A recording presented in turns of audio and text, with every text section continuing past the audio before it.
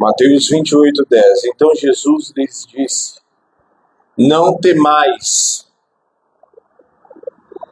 ide avisar meus irmãos que dirijam a Galileia, e lá me verão. E indo elas, está falando de as duas Marias, indo elas, eis que alguns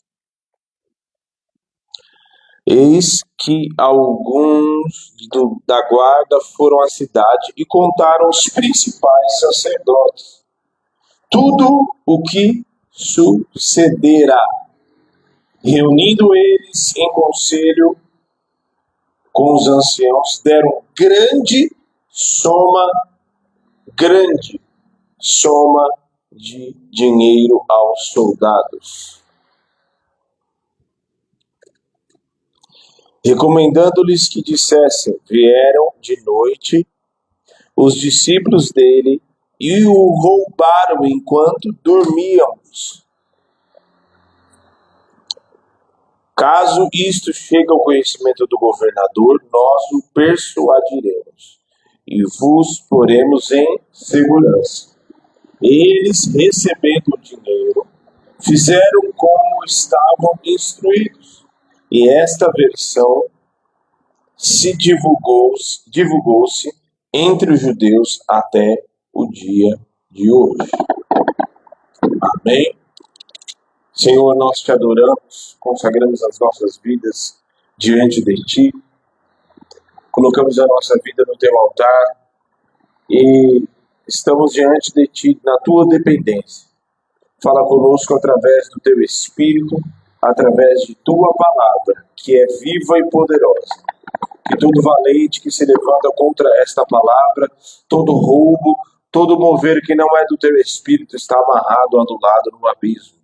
E nós te adoraremos, Senhor, nesta hora, em nome de Jesus.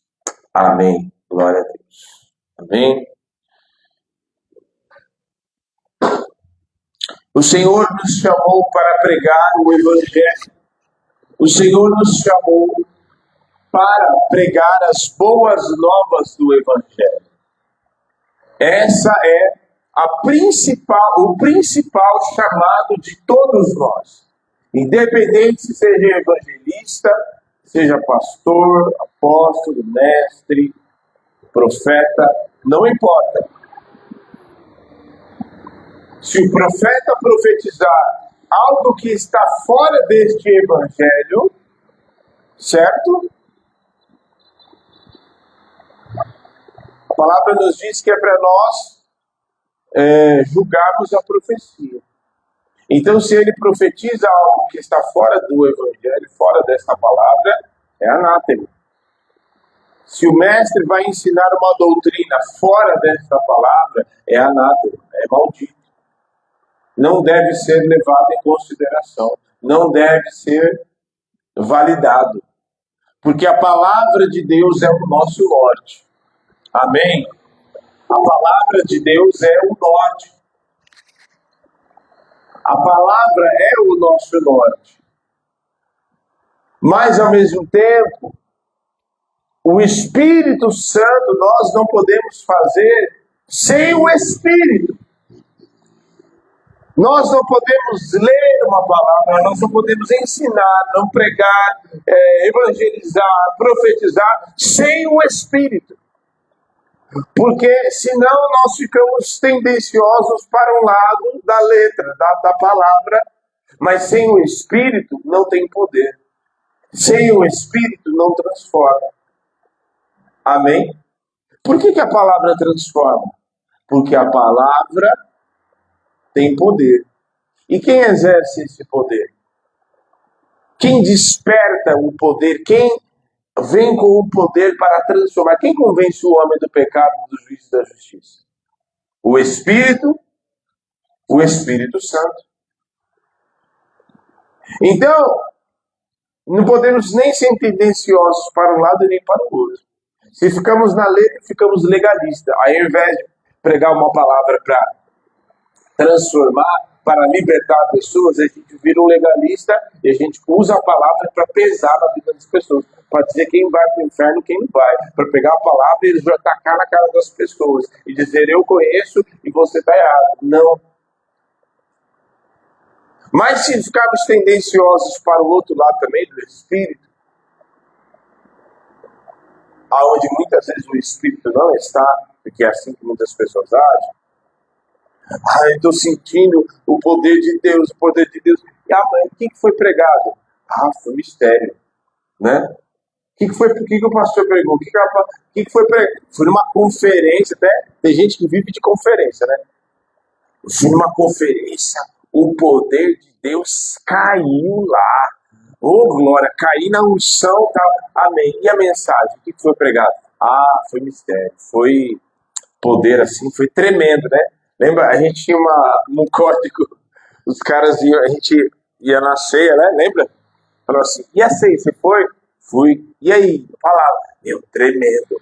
Olha, foi assim, muito profundo. E o que ele ministrou lá? Não, foi assim, tremendo. Ele ministrou assim, né?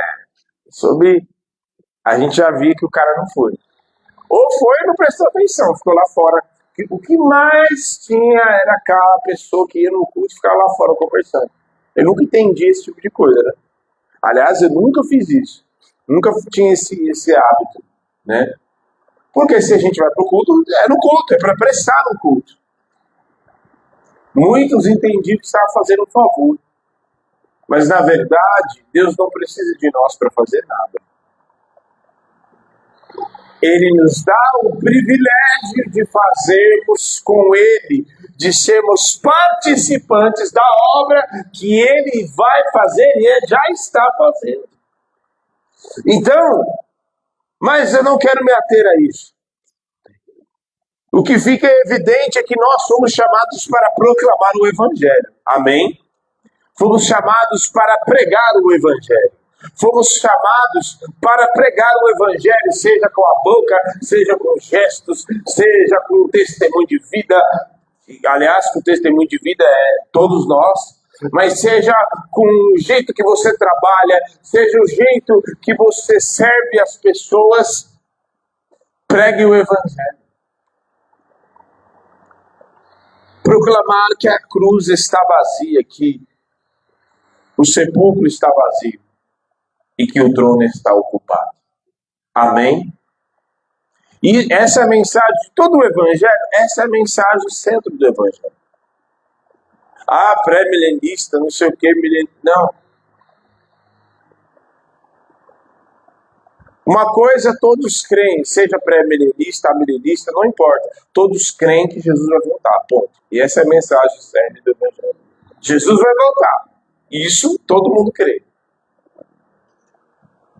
Então, nós somos chamados para pregar este Evangelho. E é somente isso que liberta o homem. É somente esta pregação, é somente este centro da mensagem que liberta e que tem poder para transformar a vida de uma pessoa.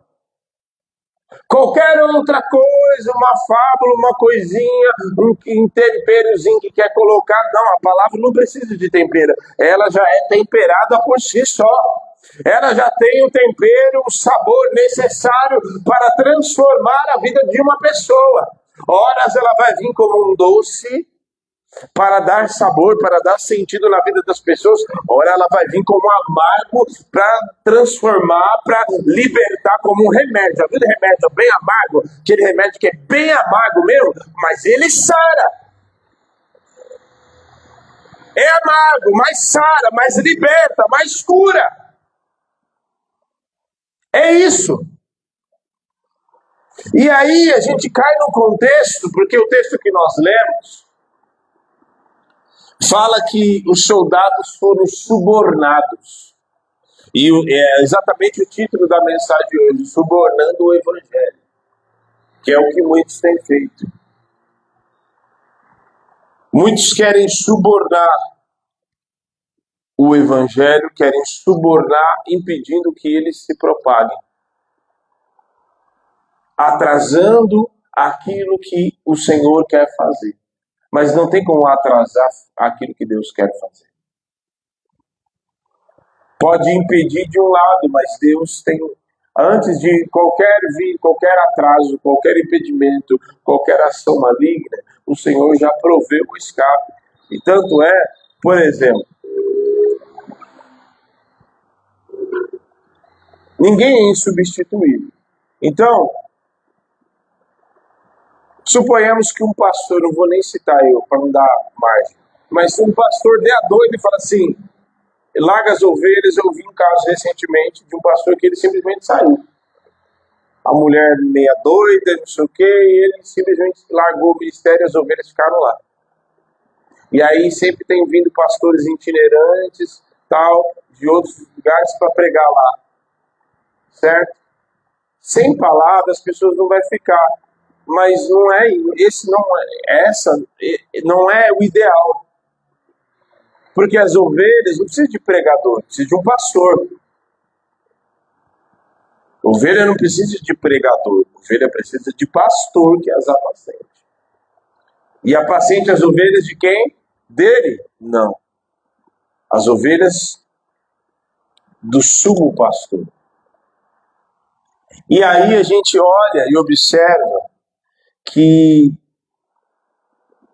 as pessoas estão lá, sim, ao léu. E como esse pastor simplesmente decidiu lá na cabeça dele.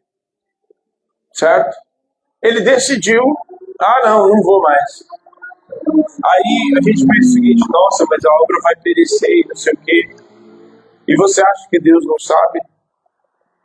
Porque, porque tem gente que pensa, não vou sair, não, porque isso aqui depende, não depende de nada. Se alguém sair, pode até perecer, sofrer ali as ovelhas, né? Mas o Senhor levanta outro, porque a obra é dele, quem sustenta é ele. Se a obra foi ele que iniciou, ele se encarrega de sustentar, de enviar o pastor, de enviar o evangelista, de enviar quem doutrina, de enviar quem apacenta, porque ele é Deus.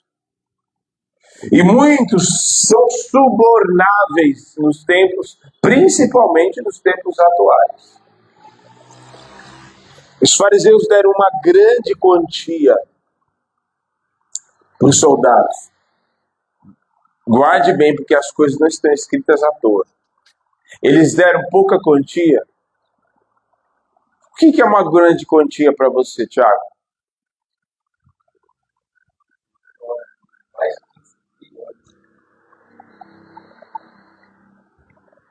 É óbvio que na cabeça eles... Porque os romanos, o que movia os romanos era o bolso. Isso você pode ter certeza. Tanto é que na moeda lá do denário tinha o quê? A cara de César. Mostrava o que era importante para eles. E deram grande soma de dinheiro para os soldados calar a boca. Essa que é a verdade. Subornando. Porque aí a gente cai num contexto muito importante. Os fariseus, eles tinham ódio de Jesus. Essa que é a verdade. Eles tinham ódio. E detalhe, eles mandaram, foi eles mesmos que pediram para Pilatos para mandar os soldados. Olha só. Os caras mandaram e armaram uma presepada para eles mesmos. Por quê? Se os soldados não estivessem lá, Jesus ia ressuscitar do mesmo jeito. O grande problema é que eles estavam lá, os soldados estavam lá. E, aliás, a pedra foi selada. Então, não tinha como abrir por fora. E aí, os soldados estavam lá e eles presenciaram. Houve um terremoto, e o texto vai dizer um pouco antes, leia Mateus, que houve um terremoto, um estrondo poderoso da ressurreição, e eles caíram quase que como mortos. Eles sabiam o que havia acontecido. E os fariseus, movidos de ódio, movidos porque eles morriam de inveja de Jesus. E o próprio texto vai dizer, Pilatos sabia, está escrito, Pilatos bem sabia que por inveja o havia entregado. E ali eles entregam uma soma de dinheiro para eles e eles ficam quietinhos. O grande problema é que eles presenciaram. Eles sabiam, tanto é que eles foram contar para os sacerdotes. Eles sabiam o que havia acontecido. Eles tiveram uma grande experiência, sim ou não? Aliás, a maior de todas as experiências. Porque eles viram a obra da ressurreição feita ali, na cara deles. E foram impactados pelo poder, tanto que caíram com a cara no chão. E aí, o fato, só que tem um porém, porque o fato deles terem tido uma grande experiência não trouxe benefício algum a eles, porque eles foram contar ali. E olha só como quando o coração está endurecido, só o sangue de Jesus, porque eles foram contar e na cabeça dos fariseus, vai lá guardar, porque eles vão mentir, e aí eles vão, os discípulos vão roubar e falar que ele ressuscitou. Vai lá guardar. Mas na verdade aconteceu exatamente como Jesus tinha falado. Eu vou padecer, mas vou ressuscitar. E aí houve aquele estrondo, e o Senhor fez o que tinha que fazer, eles foram contar, e se o coração estava tão endurecido, porque eles mesmo assim não creram que a obra havia sido feita. Entregaram grande quantia, os soldados foram subornados e calaram a boca. E diante de uma grande experiência que eles haviam tido, mesmo assim, não foram transformados. Isso nos mostra que nem sempre uma grande experiência, pessoas que têm grandes experiências, isso não quer dizer alguma coisa na vida delas. Porque eles presenciaram uma grande experiência, mas não transformaram a vida deles. Pessoas que vivem de experiências em experiências, e o mover e o poder, mas não são transformadas. Porque um homem e uma mulher só pode ser transformado quando é constrangido pela pregação da cruz. Eu lembro que algumas semanas atrás que eu preguei, sem cruz, sem Pentecoste. Sem cruz, sem Pentecoste. Primeiro eu sou constrangido pela cruz. Depois eu recebo o poder. Tem pessoas que querem pular a etapa, porque vivem de experiências, mas não são transformadas. Eu já vi isso, parece algo que inconcebível, mas na verdade acontece. Pessoas que estão lá na hora do mover do Espírito, eu lembro disso, com a quantidade de pessoas. Lembra quando o bispo pregava? E aí você sabe, né, que o culto acabava 11 e pouco da noite. E as pessoas se moviam e oravam em línguas e tal. Depois, passado um tempo, as pessoas, um saiu da igreja, o outro caiu no espiritismo, o outro foi para não sei onde, o outro se prostituiu. Porque não o primeiro poder do Espírito Santo que ele age em nós e que nós devemos buscar é pregar a cruz para nós. É dizer, a cruz está vazia, ele sangrou por tua causa e você não merece. Por isso aqueles soldados não foram transformados. Eles foram apenas contar um acontecimento, mas não viveram o poder que transforma. Aquele poder não transformou eles por dentro. E eles foram subornados. A quantidade de altares de suborno que aceitam, que estão pregando ali, e que muitas vezes, até pregadores que estão no YouTube, viu? Que vão pregar e que tudo, estão lá pregando, e muito bonitinho, muito legalzinho e tal, mas são subornáveis. São subornáveis. Nos dias de Acabe, a palavra de Deus vai dizer que existiam profetas que comiam na mesa de Jezabel. Profetas que comiam na mesa de Jezabel. E que, coincidentemente, profetizavam somente aquilo que agradava a Acabe. Só profetizavam aquilo que agradava a Acabe. E aí Josafá se une lá com Acabe, vão para peleja e tal, vamos guerrear e tal. Mas antes, profeta, né? Vamos consultar o Senhor. Sempre tem um ajuizado, né? Graças a Deus. E aí vamos consultar a Deus, né? Chama os profetas. Aí os profetas, mais de 400 profetas. Não, vai, porque o Senhor é contigo. Até muda a voz, né? Tem gente que muda a voz. O Senhor é contigo, vai, porque te dará cabo dos inimigos. Aí Josafá bem desconfiado. Tem caroço nesse angu aí. Tem alguma coisa errada. Não tem mais nenhum profeta, não? Aí acaba já logo. Eu fico imaginando, eu tenho a mente bem lúdica, porque eu assisti muito desenho na infância, então a gente cria, eu fico imaginando as cenas na cabeça. Fico imaginando a cara de Josafá. Não tem nenhum profeta, não? A cara de Acabe, Tem um aí, né? Mas, já sabe, né? Ele não fala nada de bom de mim. Ué, você faz coisa boa e quer que profetize coisa legal. Faz coisa ruim e quer que profetize coisa boa. Não entendi essa matemática de Acabe, mas tudo bem. Tem um aí, manda chamar. Chega lá, aí é muito engraçado as cenas, porque no caminho o soldado já vai. Mano, não profetiza, os outros profetas falaram tudo coisa topzera tal. Você profetiza, só vou profetizar aquilo que o Senhor vai mandar. Já falou logo assim. Um profeta. É muito legal, porque graças a Deus sempre o Senhor levanta alguém. Graças a Deus que Deus sempre levanta alguém. E ali no caminho, Deus vai, o soldado falando, não profetiza nada, porque os outros profetas profetizou só aquilo que é bom. E ele, como Miquel fala, então somente como vive o Senhor, eu vou profetizar aquilo que o Senhor me mandar. Aí chega lá, a mais engraçada ainda é que quando ele chega lá, aí, pode me falar, vamos pra peleja? Aí Miquel fala, vai porque o Senhor vai te dar. Deixa de onda, fala logo. Vi todo Israel como ovelhas, não tem pastor. Lá, não falei. Tô correndo assim por causa do tempo. Mas lê depois, 1 Reis 21. É maravilhoso. Essa é uma das maiores histórias. E ele conta a visão que ele teve. É uma coisa fantástica.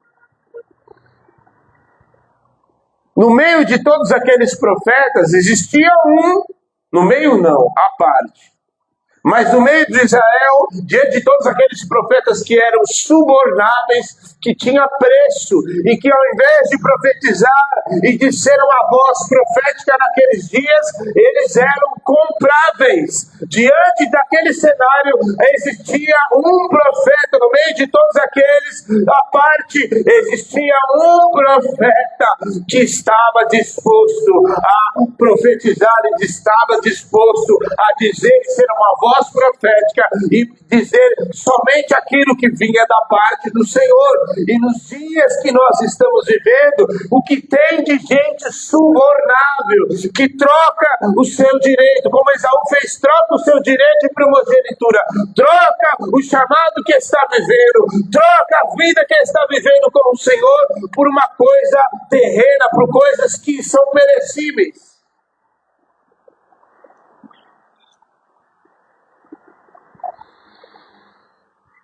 O que tem de gente comprável, e aí a nossa escolha decidir se nós vamos ser mais um como eles, ou se nós vamos ser a diferença.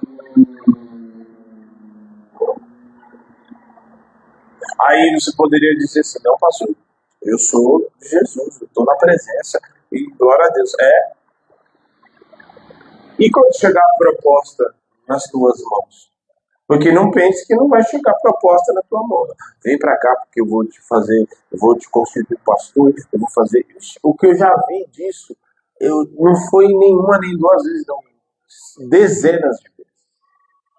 Vem aqui para uma igreja, vem aqui para o Senhor, vai pregar ali, que aí a gente dá um dinheiro. Lá em Juízes a gente poderia passar aqui à noite falando sobre isso. Em Juízes tem um texto na parte exatamente, no fim de Juízes, que Existia um sacerdote de Deus, um levita, e que alguém vai lá e oferece um dinheiro maior para ele, ele vai. Lembra desse texto? E que nessa época, o texto ainda começa dizendo que cada um fazia o que queria, conforme bem lhe parecia. Então, diante de tantos subornáveis, o Senhor nos chama para ser aqueles que não têm preço terreno, não são compráveis, não são subornáveis e não vão negociar aquilo que o Senhor tem dado a cada um de nós, em nome de Jesus. Amém? Os profetas comiam na mesa de Jezabel.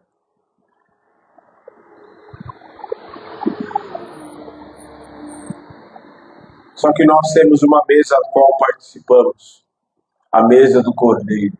E um dia nós nos assentaremos e estaremos com Ele. Nunca se esqueça disso.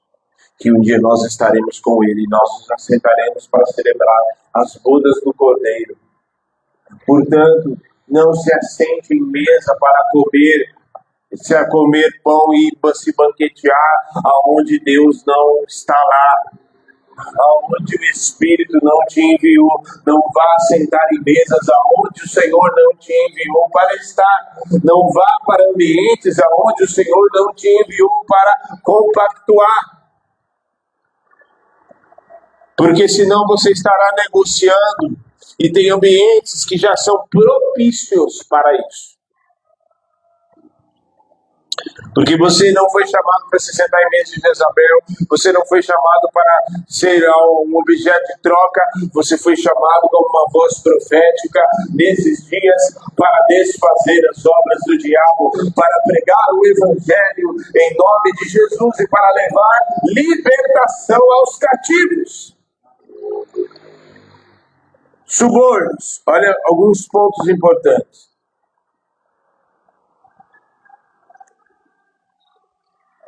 Aqueles soldados, eles eram soldados romanos. Eles por si só não tinham um comprometimento com Deus. Mas quem foi chamado, você e eu, temos um comprometimento. Já temos uma caminhada com Cristo.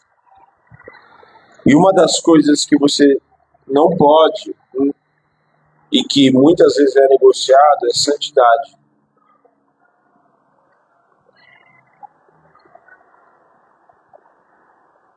Muitos são santos e separados, e muitos são separados, são santos só por fora.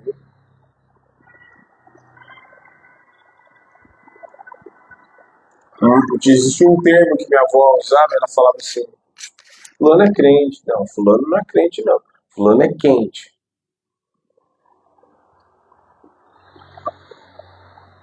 Crente dá nádega quente, para não dizer um termo bem suplo mesmo. Não. É santo até quando se oferece uma oportunidade. A pessoa é uma bênção, é santa, glória a Deus, realizando na presença, até que vai para a faculdade. Eu nunca vi a faculdade, e isso é muito sério, não sei quem já tem presenciado isso, mas eu nunca vi uma coisa roubar tanto a vida de pessoas como faculdade. Porque, principalmente dependendo do tema que você for aprender, que você escolher para se formar. Aí nessas horas cai muito aquele negócio da humanas mesmo, porque psicologia, sociologia, direito, muitos desses temas assim, há os confrontos, e muitos professores têm uma posição definida. E glória a Deus, cada um vive a sua vida e segue aquilo que quiser. Mas uma coisa é eu querer e ter uma posição, outra coisa é eu querer impor a minha condição na vida das pessoas. Eu querer impor aquilo que eu creio.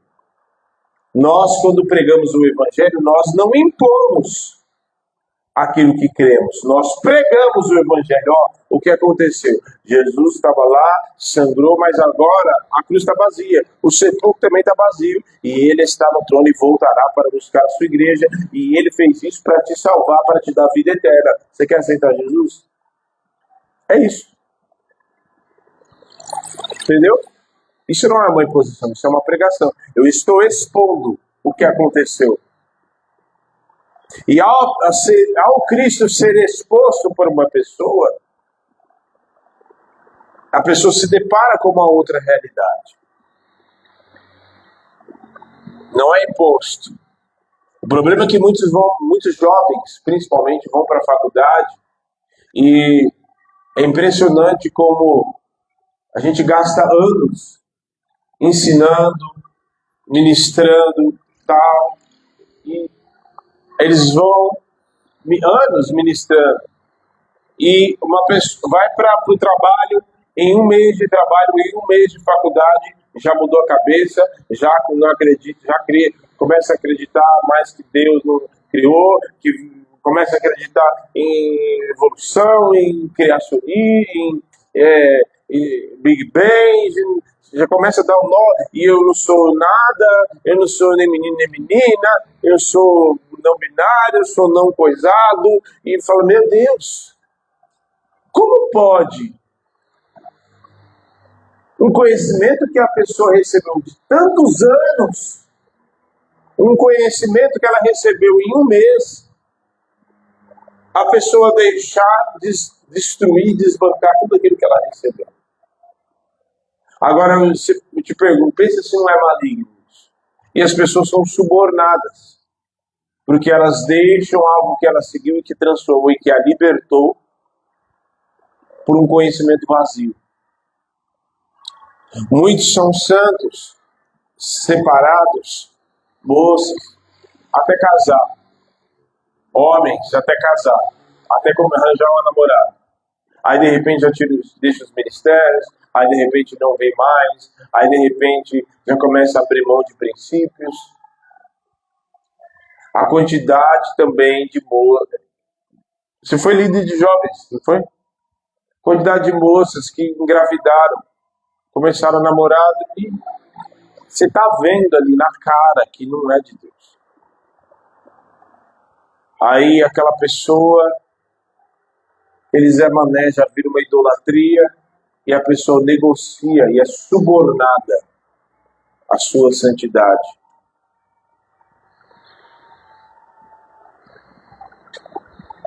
Entendeu? Acho que sua irmã ali.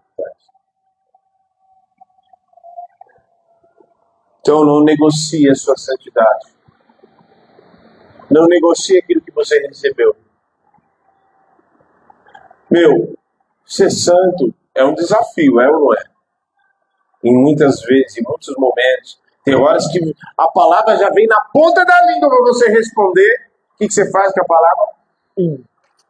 Engole, para você não pegar. Eu guardei a tua palavra no meu coração para não pegar contra ti, não é? Então, aí se engole. Às vezes é um desafio. Porque você já cria uma predisposição para fazer aquilo que você já está, muitas vezes, acostumado, que vem de herança, e você se mantém santo, você se mantém na presença. Então, não negocie a tua santificação, é um desafio, e muitas vezes você paga um preço muito alto, mas não negocie, não seja subornável. Porque lembre-se que seguir a paz e a santificação sem a qual ninguém verá Deus. A santidade é o pressuposto para nós nos entrarmos na sala do trono. Isaías vai dizer que os pecados é que fazem separação entre o homem e Deus.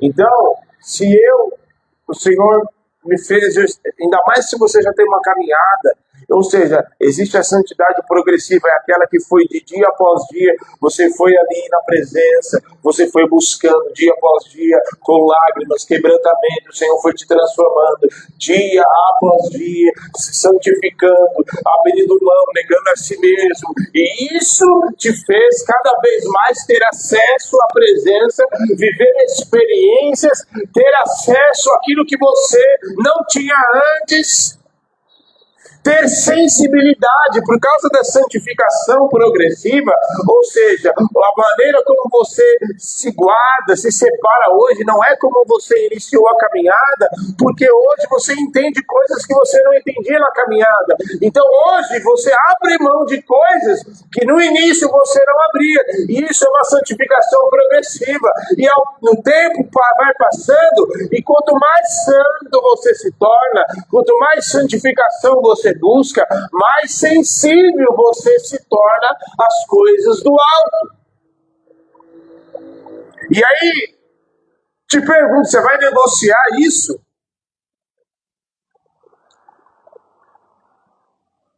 De tempo, de tanta busca gasto, sabe?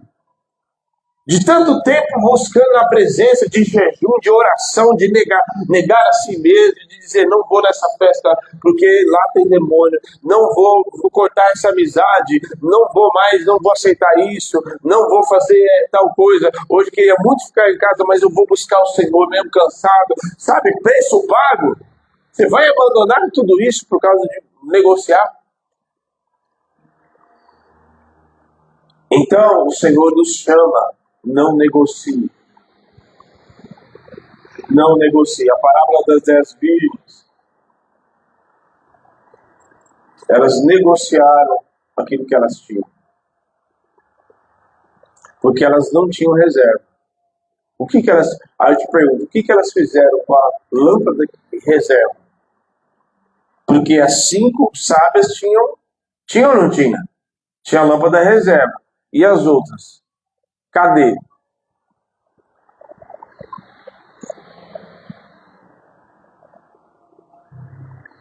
Aí a gente parte para o segundo, negociação do chamado. Muitos até começam bem. Saul começou bem a caminhada dele. E ele deveria ter permanecido dessa forma. Ele deveria ter continuado. Se ele continuado, o Senhor ainda profetiza e diz para ele, se você tivesse permanecido hoje mesmo, confirmaria o teu reinado.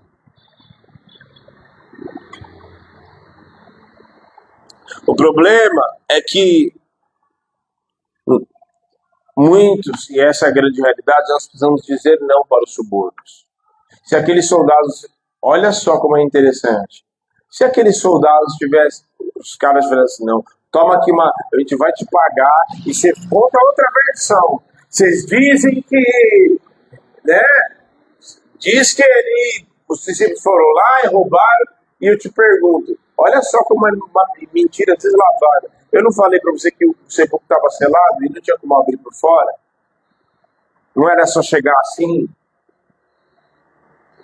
E como a mentira diz que os discípulos foram lá e tiraram ele.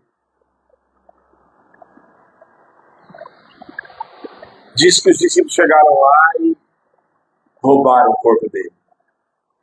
Olha só como é interessante. Se eles tivessem falado, não, mano,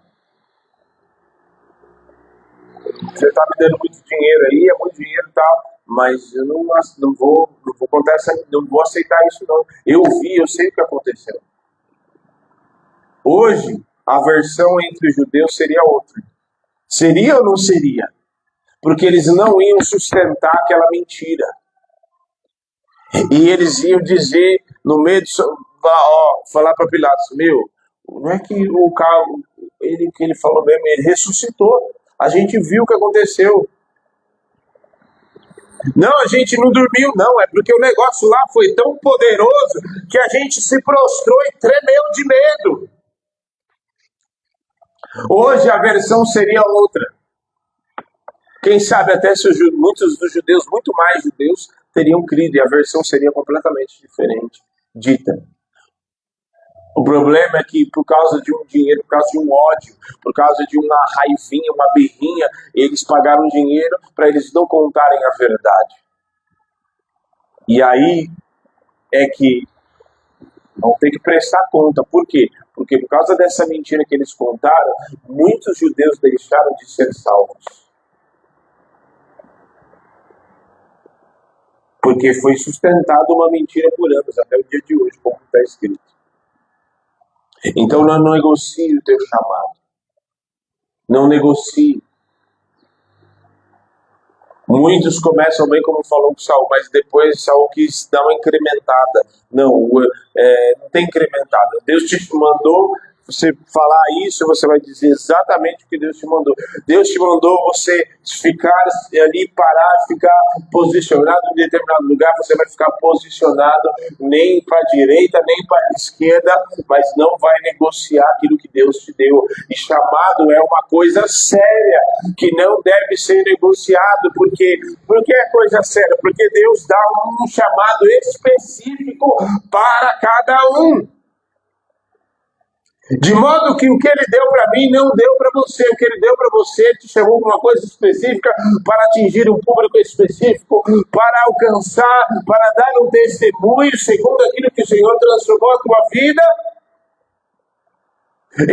Por que Deus faz assim? Porque na sua multiforme graça, Ele quer alcançar as pessoas, de modo que o que eu disser e pregar não alcançar um alvo específico, o que Ele faz na tua vida e a obra que Ele faz na tua vida vai alcançar outros. Então, não negocie. Muitos profetas, tem profeta de Pix hoje, já viu? E revela aí, daí que o Pix está aqui agora e mande, assim que cair, eu vou revelar o teu CPF, eu vou revelar não sei o que, eu vou revelar isso. Eu quero te dizer que o Senhor está acabando com isso. Sabe como? Sabe como que o Senhor está acabando com isso? Desbancando esses falsos, levantando os verdadeiros adoradores que eu adoro em espírito e em verdade, para ser uma voz profética nesses dias e exercer o seu chamado, exercer aquilo para o qual cada um foi chamado. Agora, enquanto eu não me levanto e também fico lá na moita, atrás de bagagem, os profetas de Pix vão continuar. Os negociáveis negociam a troco de banana, a troco profetada atrás em troca de Pix. Pastor só vai na casa de um irmão que tem o outro está lá pastoreando, aí não pode profetizar, não pode pregar sobre pecado, porque o irmão tem um dízimo maior. Já vi isso várias vezes também. Até o nosso primo, inclusive, pastor, contou para nós. Que não pode falar, porque esses que sustentam a igreja, esses que dão o dízimo deles sustenta a igreja. Até parece que dízimo de homem sustenta a igreja. Quem sustenta a igreja é Jesus. Sempre foi e sempre será. Quem sustenta a igreja é o cabeça, que é Cristo. A gente sabe muito bem que no início da igreja aqui como foi. Não tinha ninguém, não tinha meia dúzia de gato, e Deus sustentou, foi pago o aluguel, foi pago as coisas, foi ou não foi? Porque quem sustenta a igreja é Deus. Se Ele quiser enviar do norte, do sul, do leste, Ele envia, Ele faz o que Ele quer. Ele não está limitado no quadradinho, nos nossos limitezinhos, não. Ele envia gente, né? Já enviou gente aqui, só para chegar aqui e falar assim, ó, eu vim aqui só para consagrar meu dízimo. Foi ou não foi? Foi ou não foi? Foi. Porque quem sustenta é Ele. Ah, não vou pregar porque fulano vai pensar. Pois ou ele é liberto, ou ele vai sair, vai ir para um outro lugar, mas em pecado, passando pano para pecado, passando pano, não vai ficar. O problema é que muitos pastores negociam o seu chamado. Vou dizer de novo, não negocie o seu chamado. O que Deus te deu é muito precioso para você trocar a presa, tronco de banana.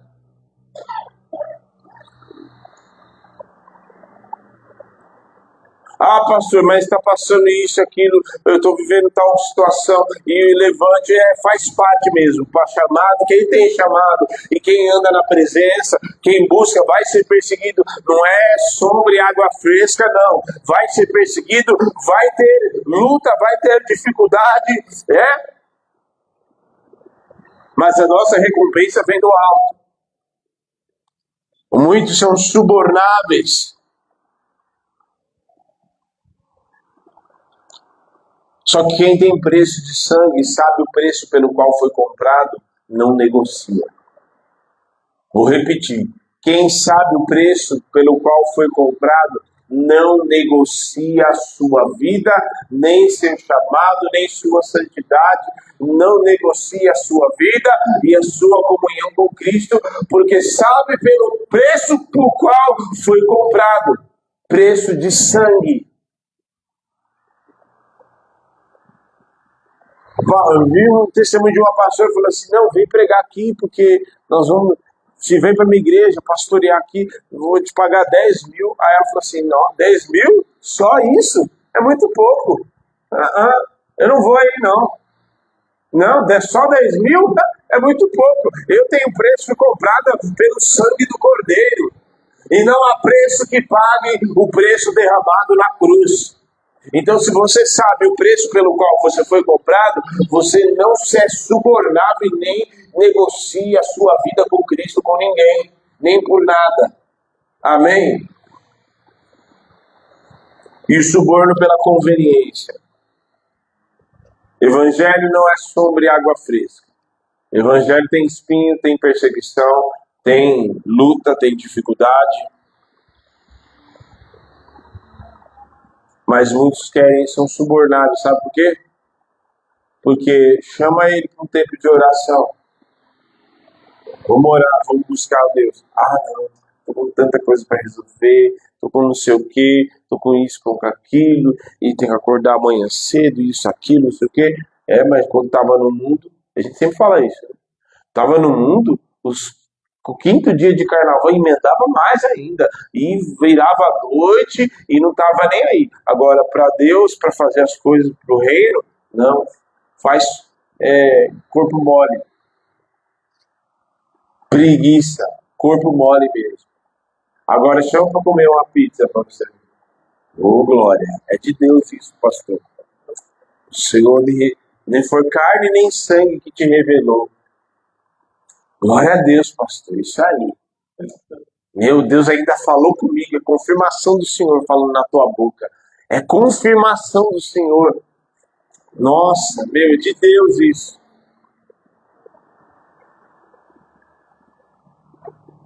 Chama para... Aí vai. Como os fariseus, Jesus dá um cajado na cabeça deles, dizendo, vocês fazem vai à casa das viúvas e devora a casa das viúvas. Com o pretexto, fazem longas orações. Mateus capítulo 23. É um capítulo quase inteiro só falando disso. Só falando, descendo o reino dos fariseus. Não, vamos lá gastar uns... Vamos lá fazer uma campanha na minha casa, orar, vamos buscar a Deus, vamos adorar. Eu tenho muitas situações, muitas... Não posso, não tem como, né? Muitos já têm até uma predisposição para o suborno, sabia? Os soldados mesmo era um caso deles. Eles já tinham uma predisposição, porque, primeiro, eles eram soldados judeus, eles eram soldados gregos? Não, eles eram soldados romanos. E a gente sabe muito bem que existe um mover. E o mover romano era que movia os caras, podia fazer qualquer coisa. Tanto é que se falasse, não, ele falou para o Zurma, ele blasfemou contra a lei dos judeus. Ele falou que não tem que pagar tributo para vocês. O quê? Não, que absurdo, manda crucificar. Então ele já tinha uma predisposição para o suborno. E a gente precisa se sondar e ser verdadeiros. Se a gente não é muitas vezes predisposto para o suborno. Se a gente está aqui, eu já falei isso algumas vezes há um tempo, a gente está na igreja, a gente está na igreja. Mas e se de repente a gente tivesse uma grande quantia de dinheiro, sei lá, vou falar uma quantia baixa, 1 milhão.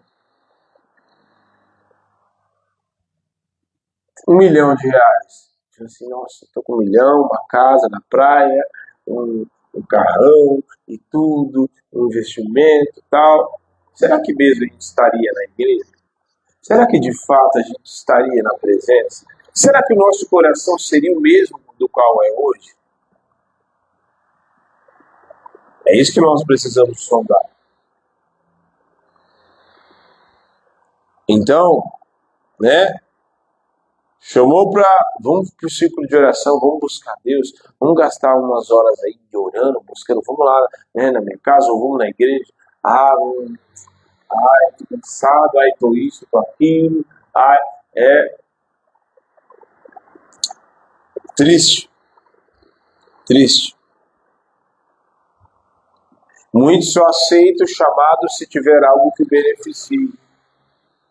Só aceita o chamado se ele for visto, se ele for lembrado, se ele tiver alguma coisa que agrada, que beneficie de alguma maneira, se é conveniente. Muitas vezes você vai pregar em lugares que não é conveniente coisa nenhuma. Uma vez a gente foi, até lembrei disso agora, uma vez a gente foi pregar uma presepada da gente. A gente foi no lugar deixar uma barraca que ia ter um evento, o SOS da vida, né? Tem um evento grandão. E aí contaram uma história para nós que a gente só ia deixar lá e alguém ia vir buscar lá a gente e a gente ia embora.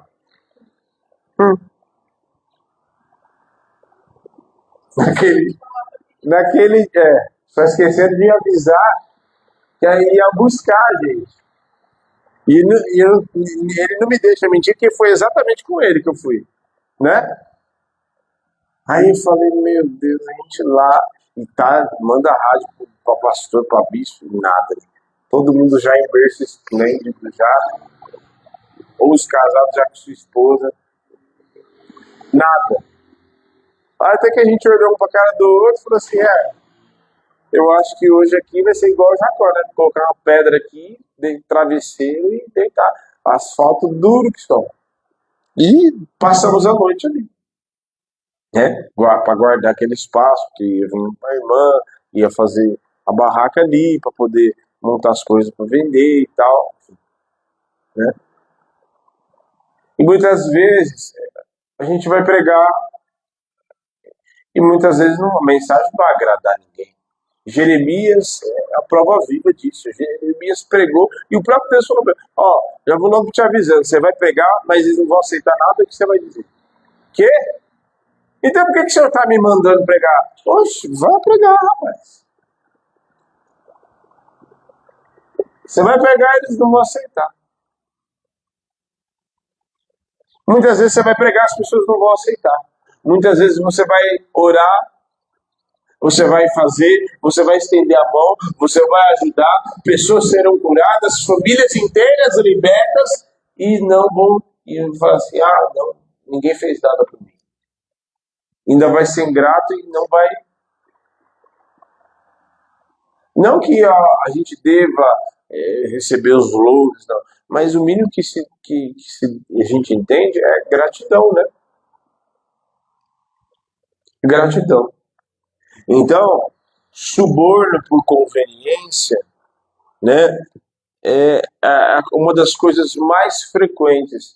As pessoas querem ir só no dia que não tem.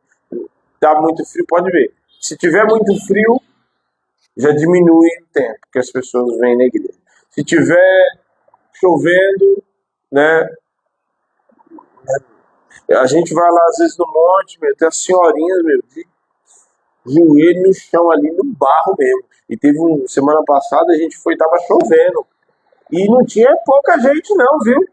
Tinha crente raiz lá, da presença de Deus, e não estava cantando, não, estava buscando, estava orando, estava buscando a presença, estava orando, clamando a Deus. E se estava lá num dia como aquele, você acha que precisa pouco? Você acha que estão passando pouca luta? Não! Mas é exatamente nesses momentos e nos momentos difíceis que nós exercemos o nosso chamado, é exatamente nesses momentos que nós passamos por lutas, que pregamos quando ninguém quer ouvir, que quando nós pregamos e oramos e muitas vezes estamos ali e muitas vezes estamos sendo perseguidos com o coração deslacerado, são nesses momentos que nós somos forjados e também nesses momentos, por isso que muitas vezes há diferença, fulano cresceu, fulano recebeu isso, fulano recebeu aquilo, mas vai olhar aqui no preço que pagou, vai ver o tanto de tempo de oração que gastou, vai ver a presença e aquilo, os preços, a renúncia, a negação diante da presença de Deus. Então, não seja subornável. Não faça como os soldados fizeram. Não, é grande soma. Então, beleza, a gente não conta nada, não, a gente cala a boca. Tem muitas pessoas calando a boca e deixando de anunciar, deixando de dizer, deixando de ser uma voz profética nesses dias, por conveniência, porque é mais fácil. Não, aliás, é um tal de querer só pregar e só querer fazer as coisas na obra de Deus e no chamado, só quando é fácil. Que é isso? A cruz foi fácil? Óbvio, lê a Bíblia. Não teve coisa fácil, não. Não, né? Nada de fato, tem nada fácil, não. E tem mais, quer ser, eu queria tanto o poder, eu queria tanto pregar, eu queria tanto fazer assim, eu queria tanto ter esse poder, sentir a presença, ter visões, vai pagar um preço. Quer as coisas de graça, assim, de mão beijada, quem recebe coisa de mão beijada não dá valor. Quem recebe coisa de mão beijada não dá valor. Então, você quer orar e poder de Deus transformar a vida de pessoas, você quer pregar, você quer viver coisas, grandes experiências com Deus, primeiro quebrante o teu coração e reconheça a obra da cruz em você. Reconheça que a cruz está vazia por tua causa. Reconheça que o sepulcro está vazio por tua causa para te salvar. E a obra dele, o sangue dele é vitalício. Clamo 24 horas por dia pela minha vida e pela tua vida. E isso tem preço, não negocie. E nem seja subornado, não negocie aquilo que você recebeu, porque eu e você temos marca e temos preço de sangue que foi pago numa cruz. Vamos nos colocar de pé.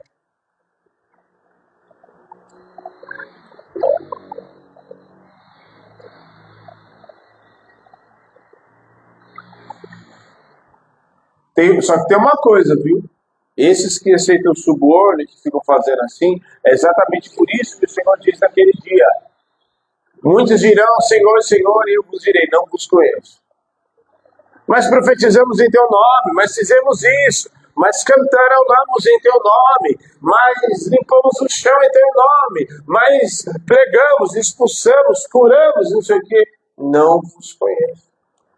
Eu vos direi, não vos conheço, apartai-vos de mim, vós que praticais a maldade, a iniquidade. Sabe por que praticais a iniquidade? Porque não fez por amor a Cristo, não fez por amor às vidas, não fez porque estava exercendo o seu chamado, fez porque é subornável. Não fez, essa é a diferença. Aceitou o suborno, fez porque tinha um cachezinho por fora. É impressionante porque assim, às vezes você vê a gente precisa ter olhos espirituais e sensibilidade para entender as coisas. Tem pregador que só vai para pregar, se tiver uns. Só vai pregar se tiver 30, 40 mil na conta dele. Tem preço. Ele prega. Não, mas a gente tem que. Não. Uma coisa é a pessoa vir, como a gente faz às vezes com o pastor Cláudio, né? Dar o mínimo de condição para a pessoa. O próprio pastor Augusto Nicodemos falou: quanto o senhor cobra? Olha para ele, falou assim: quanto o senhor cobra para pregar? Aí ele falou assim, estranhou a pergunta, falou assim: não cobro nada. Mas o senhor não precisa de nada, assim, você não. Quanto o senhor cobra? Não, não cobro nada, porque eu recebi de graça, eu dou de graça. Aí ele falou assim: não, mas o senhor não precisa. Ele falou assim: se você puder me ajudar com o dinheiro da passagem, comprar a passagem para eu ir até aí, porque era em outra cidade, tudo bem. Né? Para eu ir de volta, para eu poder me locomover. Se você puder me pagar um lugar para eu ficar, ótimo. Se tiver a casa de um irmão aí da igreja mesmo, um irmão onde eu possa me acomodar, o irmão da igreja aí mesmo de vocês, também, eu fico aí na casa do irmão de vocês. Foi assim que ele falou. Eu fico aí, se não tiver, tá tranquilo.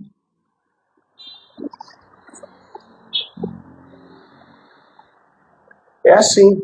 A gente pensa assim, não, mas eu jamais faria isso. Não diga isso. Sabe qual é a grande verdade? É que todos nós estamos sujeitos a ser iguais a esses.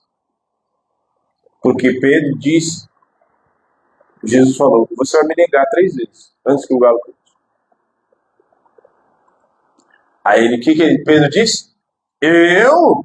O senhor deve estar confundindo com esses outros aí. Eu? Jamais. Ainda que eu tenha que morrer, mas eu não vou fazer isso. Algumas horas depois, o que aconteceu? E eu acho que ele chorou amargamente por ter caído em si. A mesma boca que falou que não ia negar é a mesma boca que negou. E ele caiu em si e falou, acho que ele deve ter se sentido um lixo. Dizer, eu neguei. Mas ele tinha falado que não ia negar. E na cabeça dele, eu tenho certeza que Pedro falou, eu não vou negar. E na cabeça dele, não vou negar mesmo. Mas quando chegou o momento, ficou evidente que Jesus conhecia ele mais do que ele mesmo. Jesus nos conhece melhor do que eu e você mesmo. Ele nos conhece melhor do que nós mesmos. Então nunca diga, não, eu jamais vou profetizar, eu jamais. Não, diga, Senhor, tem misericórdia de mim, para eu não fazer isso. Tem misericórdia de mim e me ensina a vigiar. Guarda o meu coração, para eu não ser um subornável. Alguém que está ali, Senhor, essa é um monte de reflexão de você orar para dentro de você mesmo e buscar na presença. Porque quem já diz de bate pronto, eu jamais, suspeito. Não, mas pastor, eu jamais mesmo, eu não tenho coragem de fazer. Você pode não ter coragem agora. Você pode não ter coragem de se dobrar. Olha só como é interessante as coisas. Você pode não ter coragem de se dobrar.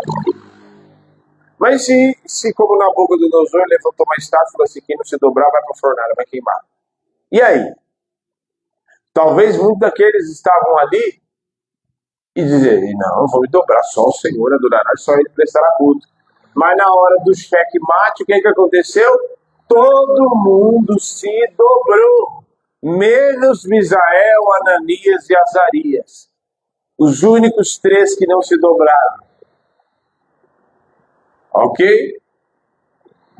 Então, comece a orar no seu lugar. Senhor, em nome de Jesus, sonda o nosso coração nesta noite. Sonda o nosso coração porque eu não quero ser subornado, Senhor. E o Senhor me conhece melhor do que eu mesmo. Tem misericórdia da nossa vida, Senhor. Porque, meu Deus, nós somos comprados com alto preço na cruz. Alto preço na cruz. E existe coisa mais superior à obra da cruz? É óbvio que não. Senhor, nos ensina. Nos ensina, Senhor, nos ensina a guardar o nosso coração, nos ensina a vigiar todo o tempo. Ah, como o Senhor mesmo diz, a carne é fraca, mas o Espírito está pronto. Ah, vigiai e orai para que não entreis em tentação. Senhor, guarda o nosso coração para que nós não tenhamos um coração subornado, um coração que negocia como o Satanás fez e levou a ter essa parte. Senhor, tem misericórdia de nós nesta noite, para que nós não tenhamos um coração subornável e não negociemos aquilo que o Senhor nos entregou, o chamado que o Senhor nos entregou, o ministério que o Senhor nos entregou, a unção do seu Espírito que o Senhor nos entregou, que nós não usemos a unção e o poder e o chamado que o Senhor nos entregou, os dons, os talentos, que nós não usemos isso de forma leviana, que nós não usemos isso, Senhor, de forma para negociar como moeda de troca. Oh, meu Pai, em nome de Jesus, tem misericórdia de nós. Tem misericórdia da nossa vida, Senhor. Ministra o nosso coração nesta noite. Em nome de Jesus, a tua palavra diz que aquele que está em pé, aquele que pensa estar em pé, cuide para que não caia. Ah, Senhor. É aqueles que estão em pé para cuidar, porque quem já está caído, já está caído. Tem que ser levantado, mas aquele que está em pé, cuide para que não caia. Tem misericórdia de nós, Senhor. Eu não vou dizer, não faria isso, eu não vou fazer aquilo, eu não vou negociar. Não, tem misericórdia de mim, Senhor, para que eu não caia nisso. Tem misericórdia para que eu não negue o teu nome. Tem misericórdia, Espírito Santo, e nos fortalece nesta noite, para que nós não tenhamos um coração subornável, para que nós não sejamos uma igreja levada de um lado para o outro. Se tem dinheiro, se tem isso, tem aquilo, se tem os louros, se somos vistos, então nós nos alegramos. Não, Senhor, tem misericórdia de nós, porque o Senhor disse na semana de aniversário: tem me agradado de vós, pequeno rebanho, então nós vamos permanecer na tua presença. Eu vou permanecer fazendo aquilo que o Senhor me chamou para fazer. Aleluia. Amém.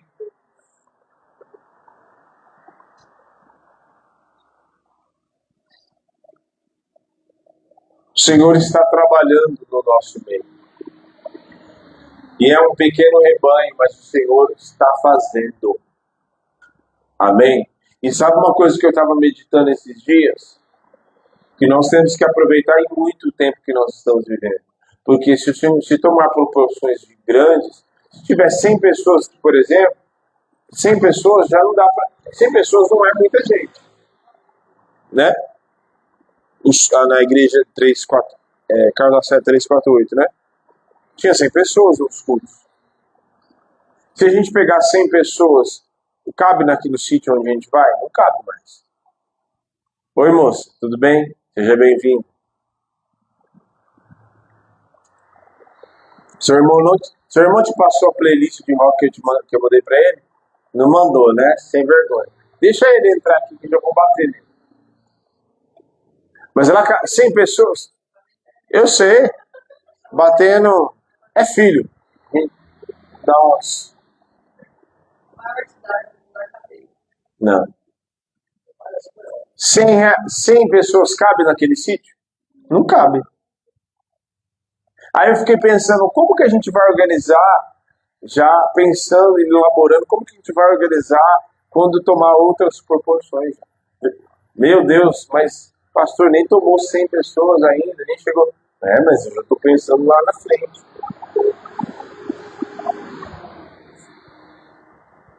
Entendeu? Já estamos pensando, já estamos... Porque o que eu já pensei que o Senhor já ministrou no meu coração, apesar de tomar outras proporções, sempre terão aqueles, eu vou ter que ter aqueles que vão precisar caminhar perto de mim, para ensinar, para exortar, para dar direções. Eu a pensar, é difícil, mas eu quero ainda andar no meio do povo. Eu não sei se eu gosto de ser assim, eu não sei ser diferente disso, né? Mas a gente tem que entender que o nosso coração precisa ser o mesmo, com relação à integridade, sabe?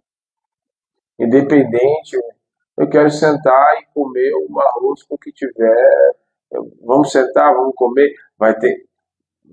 As mesas de comunhão vão ser essas. Vamos continuar? Vamos continuar.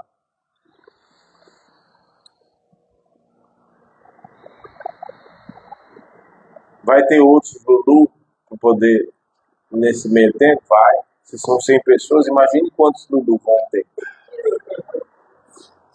Entendeu? Glória a Deus, vão ter mais gente próxima. Mas nunca se esqueça para o que você foi chamado. Nunca se esqueça para o que você foi chamado. E qual o preço que te comprou.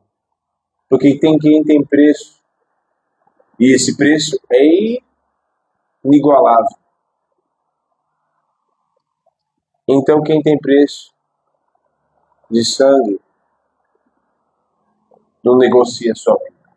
Quem sabe o preço que foi comprado não negocia. Você que nos assiste, se você tem certeza e sabe exatamente o preço pelo qual você foi comprado, você não negocia. Você não negocia o dia de ir para a igreja para fazer outra coisa. Você não negocia o teu chamado. Você não negocia, não passa um pano aqui que você precisa falar. Não, você fala